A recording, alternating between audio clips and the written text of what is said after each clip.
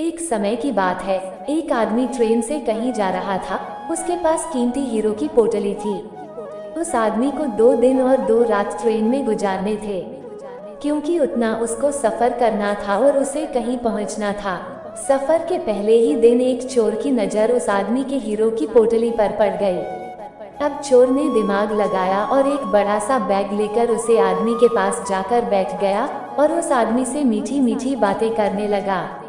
चोर ने सोचा कि रात में जब सब सो जाएंगे तो मैं चुपके से उठकर उन हीरे को चुरा लूंगा। ये सोचकर चोर बड़ा ही खुश होने लगा। जब शाम को 7 या 8 बज रहे थे तब चोर सो गया, क्योंकि उसे रात में जागना था और हीरे चुराने थे, इसीलिए वो जल्दी से सो गया।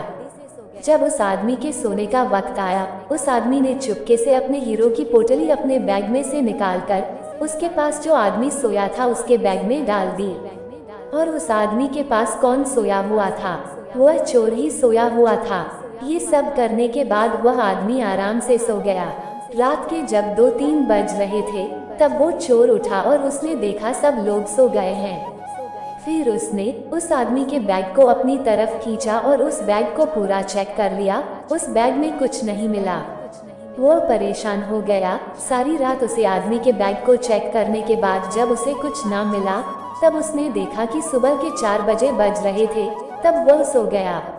उसके सोने के बाद वह आदमी उठा। उसने अपने हीरो की पोटली उस चोर की बैग से निकालकर अपने बैग में वापस रख ली। जब सुबह हुई और वो चोर सोकर उठा, उसने देखा कि हीरो की पोटली तो उस आदमी के पास ही है। उसे लगा कि मैं रात मैंने कुछ गड़बड़ की है, शायद उस आदमी के बैग को अच्छे से चेक नहीं किया। उसने फिर से प्लान बनाया कि इस रात बैग को अच्छे से चेक करना पड़ेगा। वह चोर फिर से शाम होती ही 7 बजे जल्दी से सो गया और उस आदमी ने फिर से अपने हीरो की पोटली को अपने बैग से निकालकर उस चोर के बैग में डाल दी। चोर रात में फिर से उठा, उस आदमी के बैग को खींचा, फिर से ढूंढने लगा, लेकिन हीरे नहीं मिले। वह परेशान होकर फिर से सो गया। वह आदमी सुबह के 5 बजे उठा, अपनी हीरो की पोटली चोर की बैग से निकलकर अपने बैग में वापस डाल दिया। जब सुबह हुई, स्टेशन आया। वह आदमी स्टेशन पर उतरा तो चोर उसके पास आकर कहने लगा, मैं जिंदगी में कभी चोरी नहीं करूंगा, बस मुझे इतना बता दो कि हीरो की पोटली रखी कहाँ थी। उस आदमी ने कहा, अरे मूर्ख, तू अपना सुख दूसरों की तरफ ढूंढ रहा था। अगर तू खुद के अंदर जाता तो तुझे सुख जरूर मिलता। अगर तू अपने गिरेबान में झांकता तो तुझे पता चलता कि तू चोर नहीं, मालिक था। वो हीरो की पोटली तेरे ही पास थी।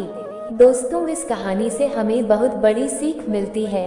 हमेशा अपना सुख दूसरों की तरफ ढूंढते रहते हैं और बहुत से लोग हमारी जिंदगी में आते जाते रहते हैं। कोई हमें सुख देता है तो कोई हमें दुख देता है। बहुत से लोग ऐसे होते हैं जो अपनी खुशी दूसरों पर निर्भर कर देते हैं, जबकि अगर आप खुद के अंदर झांकोगे, अपने खुद के गिरेबान में झांकोगे तो आपको किसी चीज की कमी महसूस नहीं होगी।